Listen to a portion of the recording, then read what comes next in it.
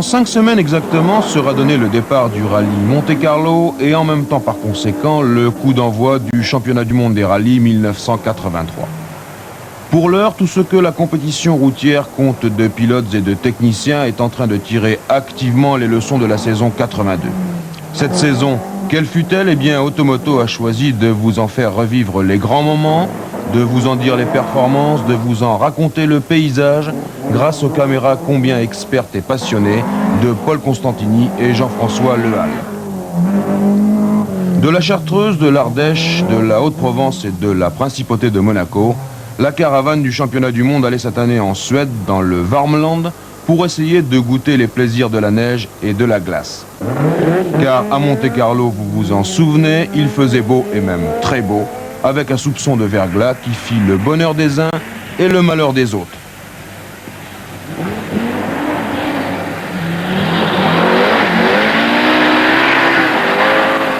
Le Portugal, 2 semaines plus tard, c'était déjà l'exotisme avec le soleil, l'Atlantique tout bleu et le débordement des foules enthousiastes.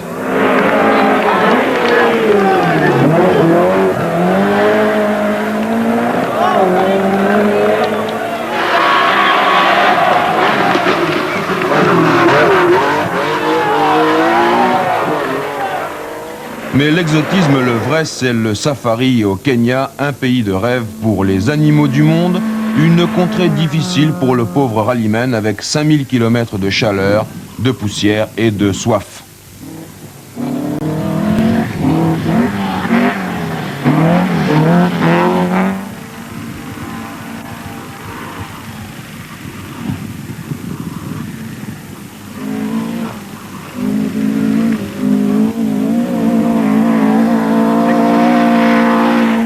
Pour le Tour de Corse sur le goudron, on demande amateur d'émotions fortes et coups de volant précis. À côté de la route, c'est la chute libre et ma foi, il vaut mieux rester sur ses positions. Ici, je vous le dis, point d'acrobatie.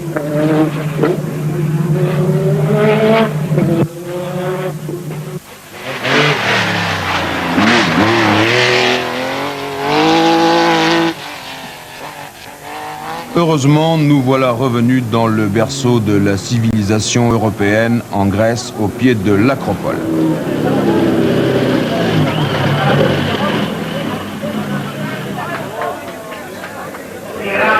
Et tandis que l'on arrache à leur méditation les moines qui se cloîtrent au sommet de ces météores de Kalambaka, qu'on se balade entre les îles, qu'on prend la barque pour Cythère, la mi-saison du championnat du monde est là. Ailleurs, le Grand Prix de Monaco vient de s'achever, le départ des 500 miles d'Indianapolis vient d'être donné.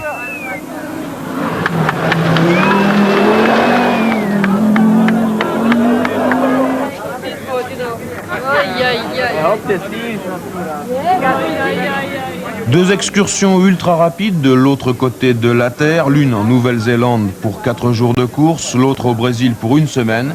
Et le mois d'août s'achève au bord des 1000 lacs de la Finlande pour une partie de franche rigolade.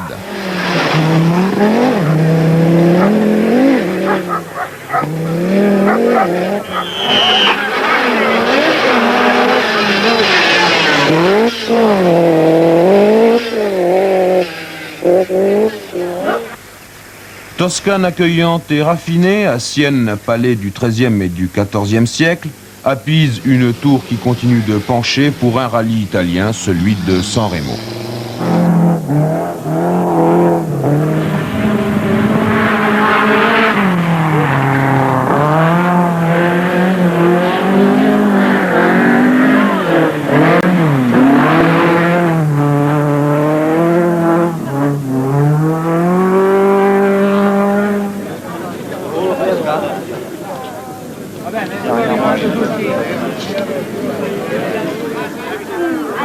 Et puis bonjour la brousse, les grumiers et le bois précieux, les cases et la poussière pour une course de longue haleine qui anime soudainement les contrées de Côte d'Ivoire avant de les replonger tout aussi brusquement dans la torpeur d'une journée brûlante.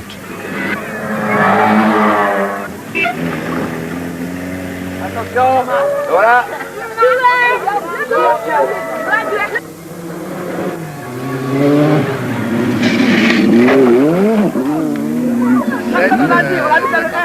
Et vient enfin l'Angleterre, extravagante et snob, pluvieuse et glaciale, entre le whisky trop cher, les châteaux ancestraux et la tranche de venaison sauce à la menthe, il y a un rallye, une course de légende qui met un point final à la saison.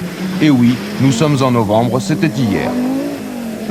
Voilà donc un grand périple au long duquel, course après course, se sont retrouvés des millions de spectateurs, le mot n'est pas trop fort, ceux qui font l'atmosphère chaude et sociable de la compétition routière. Ils ne sont pas la plupart du temps gâtés par les conditions, mais c'est sans doute ce qui les lie si étroitement au rallyman, pour qui rien n'est simple non plus. Un exemple pris au hasard, la Suède.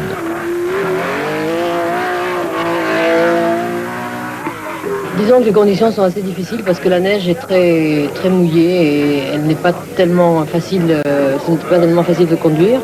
Et en plus, ne connaissant pas les routes, on est obligé de garder tout le temps maximum de fois l'intérieur des virages.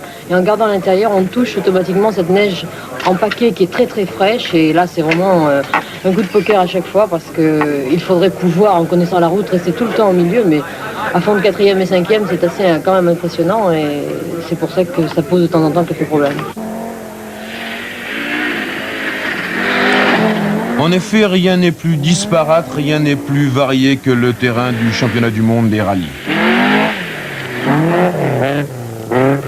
Neige, glace, verglas et congère riment avec traquenard et virtuosité. Asphalte rime avec gros cœur et danger. Terre rime avec improvisation et rupture.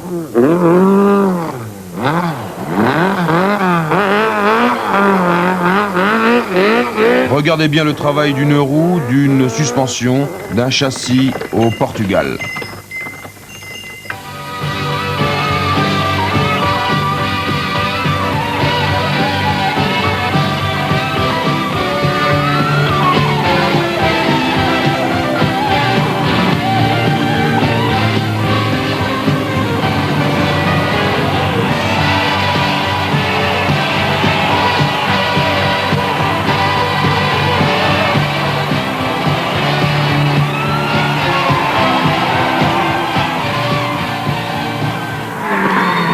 L'Afrique, il faut avoir l'œil aux aguets pour éviter chaque piège qui ponctue les 5000 km d'un safari ou d'un bandama en Côte d'Ivoire.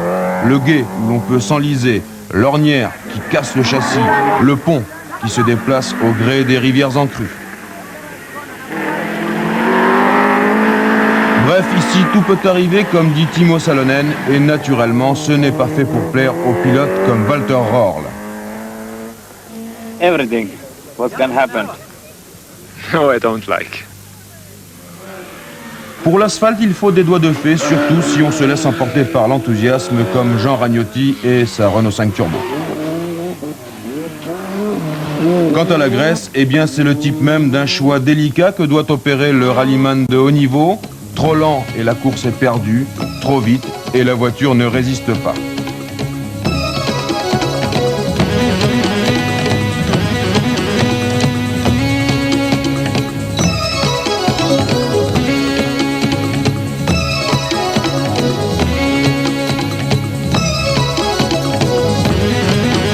Enfin reste un domaine très particulier, le jardin secret des Finlandais, chez eux en Finlande, où malgré de très nombreuses reconnaissances, il faut improviser encore et toujours. Placer la voiture au centimètre près et la récupérer dans le dixième de seconde où déjà on la croit en dehors de la route. Regardez bien les roues pour mesurer la précision du contre-braquage, puis au ralenti, regardez les gestes du pilote. Belle leçon de virtuosité.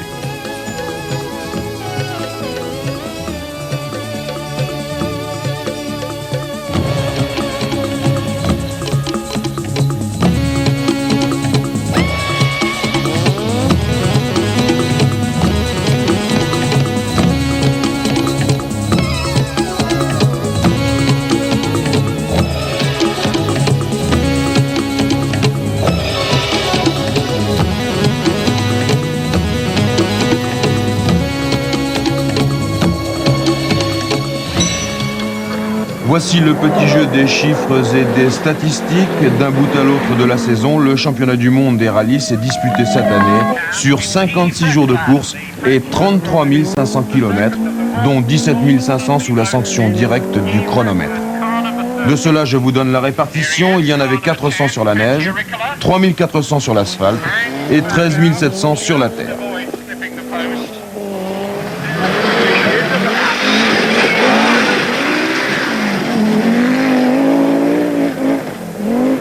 Quant aux acteurs proprement dit, les voici en pleine action au hasard des assistances.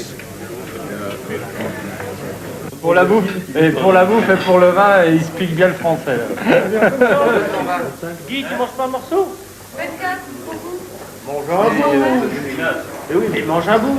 Fais gaffe parce que t'as mangé ton pain blanc en plus là. Vous avez, j'en suis sûr, reconnu des Français en compagnie d'un Suédois. Il y avait Fréclin, Terrier et Valdegarde. Voici des Finlandais, Toivonen, Allen et Mikola. Un Allemand, c'est Walter Röhrl. Un Suédois, c'est Stig Blomqvist.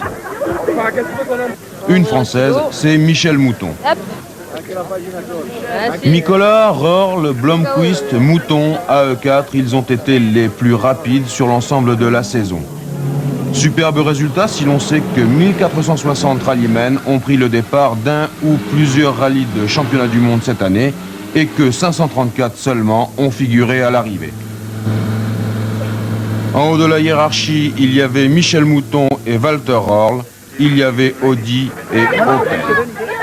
Un duel par conséquent entre deux idéologies, l'une s'appuyant sur une technique sophistiquée à 4 roues motrices et moteur suralimenté, c'est l'Audi Quattro. L'autre sur le principe simple et fiable d'un moteur classique bien préparé et d'une transmission aux roues arrière facile à conduire, c'est l'Opel Ascona. Enfin, entre Audi et Opel, plusieurs voitures compétitives susceptibles de jouer les arbitres, Lancia, Datsun, mais aussi Toyota et Renault.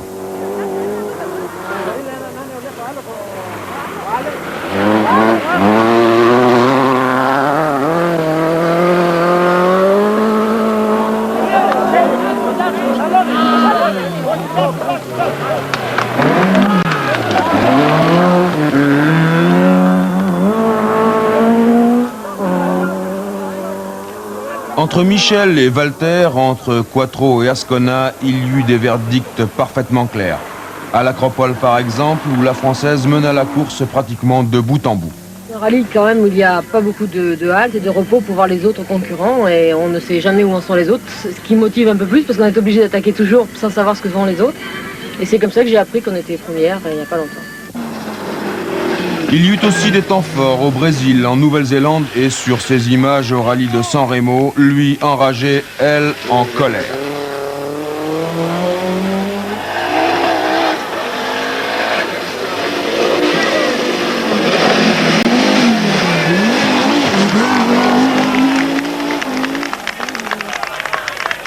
Sur la terre, point de salut pour les Opel. Aiguillonnés par la Lancia, les Quattro menaient une charge impitoyable à l'ombre d'un Blomqvist au style resplendissant. Après quoi vinrent les dernières épreuves sur l'asphalte et Röhrl se surpassa pour devancer Mouton.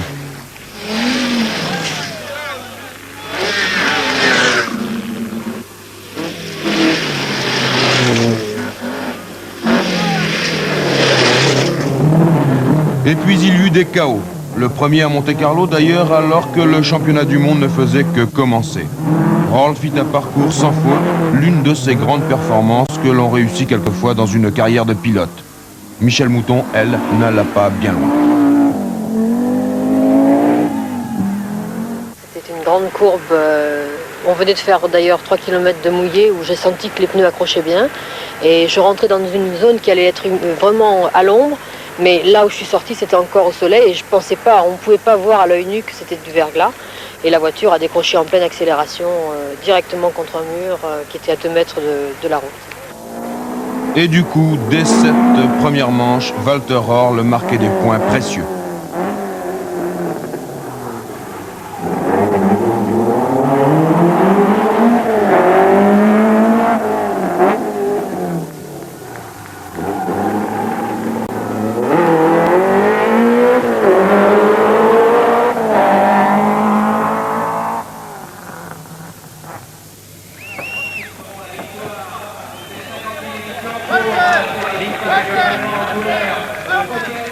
Chaos également au rallye de Suède qui ne comptait que pour le championnat des pilotes. Nicolas serein, Mouton superbe, Blomqvist en panne qui fait une remontée de légende. Et puis à quelques pas de l'arrivée, Nicolas qui craque, provoque un carambolage des trois Audi et permet à Blomqvist de gagner devant Vatanen et Rorl à nouveau placé.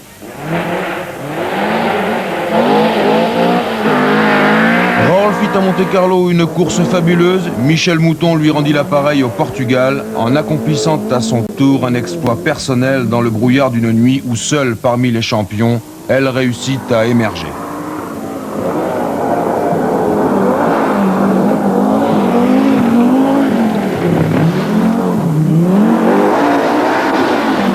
Les routes sont beaucoup plus défoncées que les années précédentes. Alors c'est difficile à laisser la voiture sur la route. Vous êtes en quelle position? On est troisième en ce moment. Alors Mouton, Michel, ensuite il y a Eklund avec la Toyota, il y a nous, et ensuite il y a Salonen avec la Datsun. et j'ai entendu que vous disiez Rorl est out. Rorl est sorti dans... Il y a deux spéciales, très très fort d'ailleurs. Mais le dernier règlement de compte, le plus dur, le plus poignant, se produisit en Côte d'Ivoire. La Française fit une course superbe dans des conditions morales très délicates. Elle venait de perdre son père, une course qui força l'admiration. À quelques encablures de l'arrivée, après cette assistance aujourd'hui célèbre dans le monde du rallye, vous allez voir Blomqvist et Nicolas, les outils à la main, réparer la voiture de leur équipière. Après cette assistance, donc, Michel sortit 3 fois de la route. La troisième fois fut, hélas, définitive.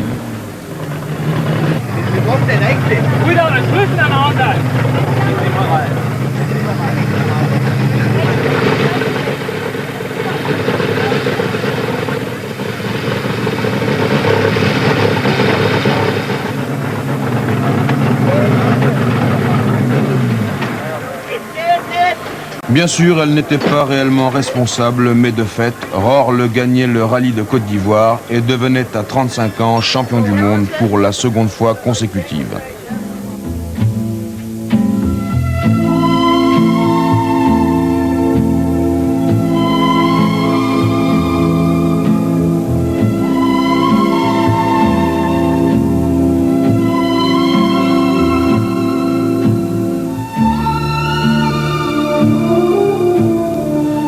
Entre Audi et Opel, les autres engagements de ce championnat du monde furent plutôt fades.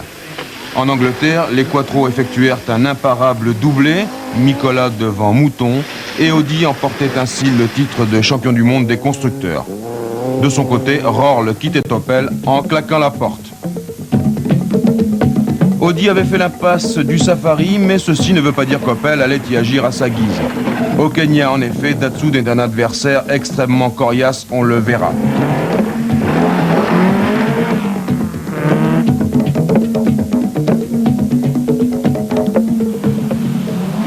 Quant au Tour de Corse, les deux concurrents y glanèrent quelques maigres points. Michel Mouton 7e, Rorl 4e, derrière Jean Ragnotti qui fut impérial.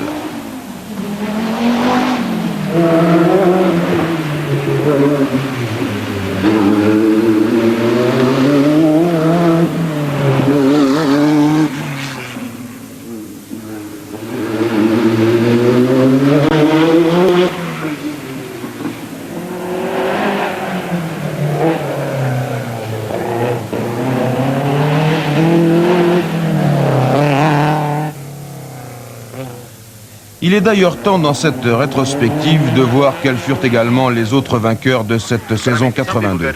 Outre Ragnotti en Corse, il y eut Shekhar Mehta au Safari, Mehta qui se plaçait en chef de file d'une impressionnante armada de Datsun, une véritable armée en ligne de bataille pour affronter le géant africain.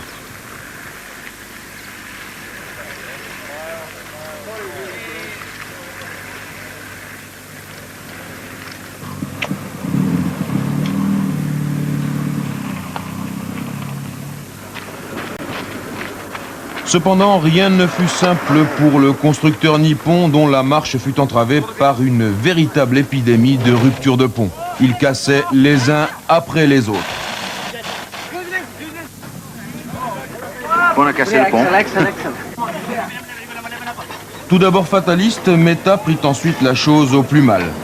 Mais le petit Kenyan réussissait pourtant à conquérir une nouvelle victoire et à rester maître de la piste et de la poussière.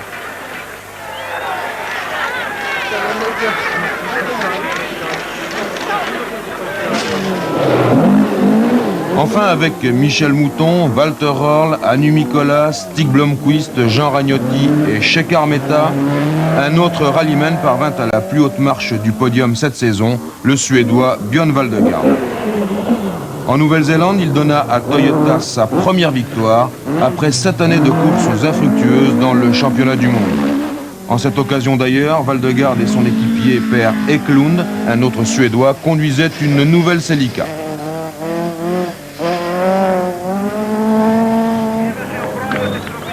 Et puis cette rétrospective serait incomplète si nous n'accordions une mention spéciale à Marco Alén et à la Lancia 037, apparue en cours de saison au Tour de Corse.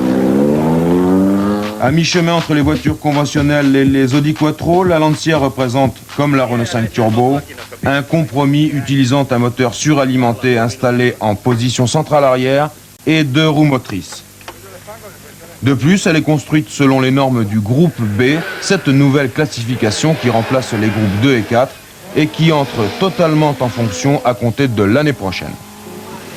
Alén effectua quelques jolies performances, notamment à 2 reprises en Italie et en Angleterre, où il s'installa en tête de la course avant d'en être délogé par les imbattables Quattro. Ces Quattro dont on a largement parlé à propos de Michel Mouton et qu'il faut à nouveau évoquer pour un autre duel, celui que se livrèrent Hannu Mikkola et Stig Blomqvist. Mikkola, le Finlandais, pilote officiel du constructeur allemand, et Blomqvist, le Suédois, conduisant pour le compte de la filiale suédoise d'Audi.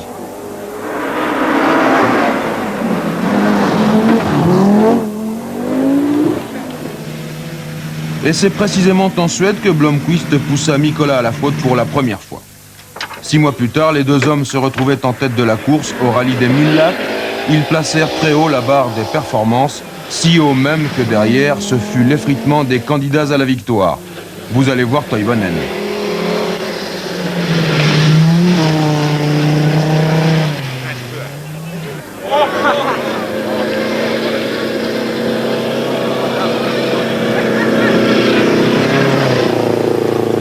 Mikkola finira par gagner chez lui en Finlande, non sans qu'auparavant on ait demandé à Blomqvist de bien vouloir réfréner ses ardeurs.